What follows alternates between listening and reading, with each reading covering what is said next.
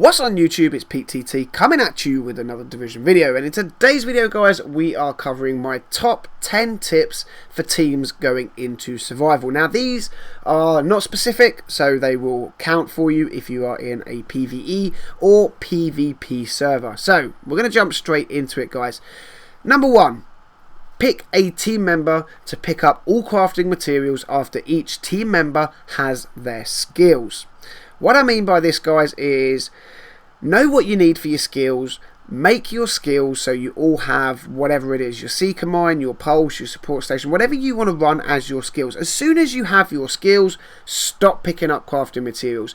Dedicate one person in your team to pick up all the crafting materials for everybody. Now, there is a very good reason for this, okay, and that is because crafted weapons, armor, mods, pretty much everything you can craft in survival can be dropped and shared with the entire team. The issue we had yesterday, 4 people running through survival. When things turned up, we were trying to split them evenly. Sometimes one person got more of one thing than another, and when we came to craft things, the person that hadn't got them needed them, and the person that had them didn't. So, what myself and Sage found out last night was, by letting one person be a dedicated picker-upper of all the crafting materials, when we got into the dark zone and it got to the point of crafting high-end weapons and high-end armor, I was the dedicated crafted person, so I made them for both myself and Sage. I picked them up, I picked the crafting materials up, I made the gear, I made the weapons, I dropped them, Sage equipped them, I then made my own for myself. This obviously works for your entire team, and trust me guys, it makes it a lot easier for the team. So that is my top tip if you are going in as a team. Moving on to my second tip then. Each team member needs to make sure they spec differently. Now I am talking firearms, stamina and electronics. It is very helpful to have a DPS player, very helpful to have a tank to get the revives, and a skill build, definitely a must have. Now this sounds very obvious guys, you've been playing the Division for a while.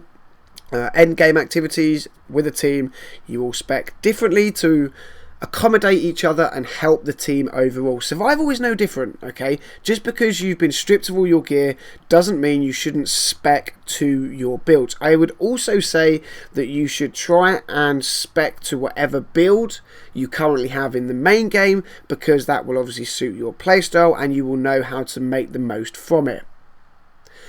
In the third spot then, my next top tip.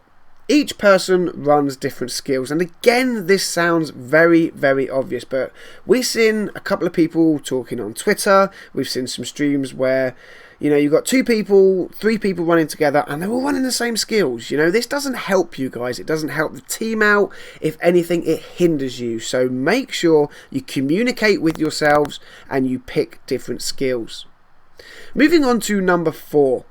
Use consumables regularly. When I say consumables, I mean water, painkillers, medicine, canned food, soda, water, energy bars, everything, okay? They all have a very specific role to play in survival. Your painkillers will slow down the disease. The medicine will temporarily stop the disease, thus giving you more time in game. The water, when popped, allows you to see anything lootable for a bigger distance, okay? You will literally see bags. If you could be on the left hand side of the street, if you've just popped water, you will see bags on the right hand side of the street that are lootable. This will obviously help you. Things like canned food, energy bars. If you're in your last health segment, rather than using a med kit, you can pop your canned food, you can pop your energy bars, and this will start health regeneration, giving you your health back. So very important guys, make sure you use your consumables as often as possible.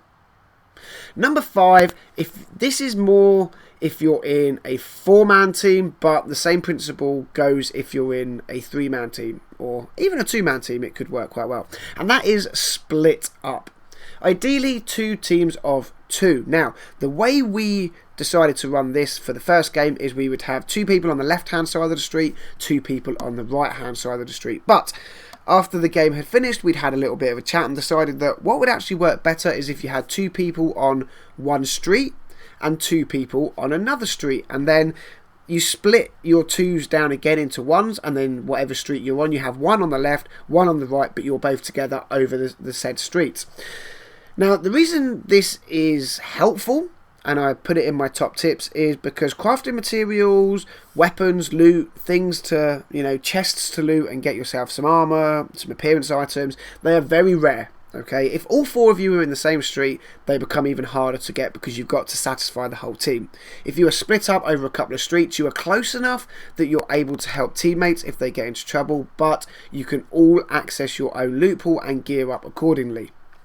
That being said, make sure to go back to top tip number 2 and 3, where you spec differently. If you see something on the ground and you've looted something that's electronics and you're a firearms build, keep it, and then when you get to a hideout later on, you can share it with whoever on your team it will be best suited for. Moving on then to number 6, sharing loot, i.e. weapons and gear. Okay, be equal with it, guys, and don't be greedy, okay? Getting into the dark zone and having 2 really high spec players on your team and 2 not so spec players because 2 people have been greedy, 2 people not so much, and they've been giving stuff away. It's not going to help you as a team. It's going to hinder you, okay? It isn't hard. If you get something drop and it is specific to someone else's build and isn't really going to help you, don't just break it down for materials, because obviously the first top tip is 1 person should have all the crafting materials, but 2, it helps your teammates out, and if your teammates are spec'd into their builds highly, that in turn helps you as well. Number 7 then, make sure you know what materials you need to craft your skills. Now, I'm going to be doing a follow-up video to this particular tip later on in the week, where I'm going to put together a video informing you of everything you can craft in survival and what you need to craft it. So right from the beginning, you will know, right, I want to run this, I want to run that, I need 3 of this, 3 of that, and 3 of the other to be able to get all of that. And then when you've got that, like I said at the beginning, your specific set person then picks everything else up. Moving on to number 8. Conserve your ammo. Now, this wasn't as much of an issue as I thought it would be, but there were still a few situations where I did start to struggle. Ammo isn't like a guaranteed drop from every enemy. In fact, it can be quite rare. So as often as possible, I use my pistol and I use my secondary weapon, saving my primaries for the dark zone, knowing we would come up against veteran, elite and named NPCs.